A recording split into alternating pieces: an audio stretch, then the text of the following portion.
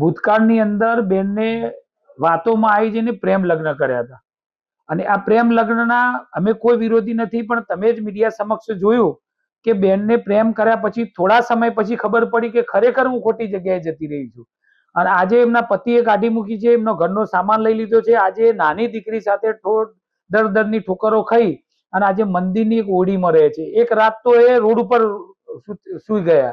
તો આવી વિકટ પરિસ્થિતિ અંદર પણ કોઈ મદદ કરવા વાળું નહોતું। જ્યારે એમને એસપીજી નો સંપર્ક કર્યો તો અમે એસપીજી દ્વારા એમને રહેવાની વ્યવસ્થા કરી, દવાખાનાની વ્યવસ્થા કરી અને ભવિષ્યની અંદર અમારાથી જેટલી પણ મદદ મળશે અમે મદદ આપવાની ખાતરી પણ આપી છે। એટલે આ પ્રેમ લગ્ન જેટલા પણ યુવાન યુવતીઓ કરતા હોય એમને બે હાથ જોડીને વિનંતી કરું છું કે અમે પ્રેમ લગ્નના બિલકુલ વિરોધી નથી, પણ તમે એટ્રેક્શનમાં આવી જઈને જે પ્રેમ કરો છો અને માતા પિતાના વિરોધમાં આવીને જે ભાગીને લગ્ન કરો છો એના અમે વિરોધી છીએ।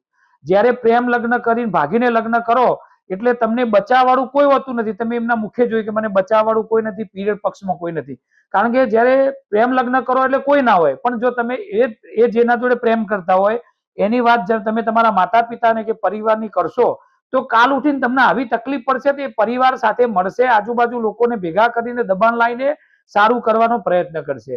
એટલે બધા જ લોકોને વિનંતી કરું છું અને આજે એ જ નિમિત્તે અમે અમદાવાદ ન્યૂ રાણીપ આનંદ પાર્ટી પ્લોટ ખાતે લગ્ન નોંધણીમાં સુધારો થાય અને એસપીજી ના સદસ્યો બનવા માટેનું એક મહાસંમેલન રાખેલું છે। તો આપ સર્વેને વિનંતી છે કે આ આજુબાજુ અમદાવાદના ન્યૂ રાણીપની આજુબાજુ જેટલા પણ ભાઈઓ બહેનો રહેતા હોય આજે તમને હાર્દિક આમંત્રણ આપું છું કે ન્યૂ રાણીપ આનંદ પાર્ટી પ્લોટમાં પધારો। અમે પહેલામાં મહેસાણા રહેતા હતા, અહીંયા ગૌતમનગર સોસાયટીમાં। તો મારા સાસુ વારે ઘડી અમને હેરાન કરતા, અમારા જોડેથી ભાડું બી લેતા હતા। પછી એક સમય એવો આવ્યો કે લોકો એટલું ટોર્ચર કર્યું તો અમારા ઘર મકાન ખાલી કરીને અમારે બીજે જતું રહેવું પડ્યું ભાડાના મકાન, અને એમને બધું મકાન વેચી દઈને બધું એમના નાના દીકરાને લઈ દીધું અને અમને કોઈ ભાગ આપ્યો નહીં। પછી અમે દેગામમાં, અમે અમદાવાદ પહેલા, પછી દેગામ આવ્યા। દેગામમાં અમે ભાડાના મકાનમાં રહેતા હતા, ત્યાં અમે લગભગ 1.5 વર્ષ ત્યાં રહ્યા। તો ત્યાં અમારા હસબન્ડનું અફેર ચાલુ થઈ ગયેલું।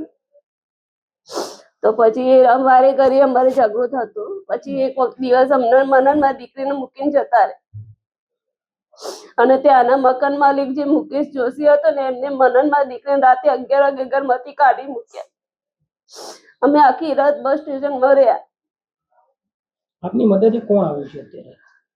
અત્યારે એસપીજી ગ્રુપ વાળા મહેસાણામાં।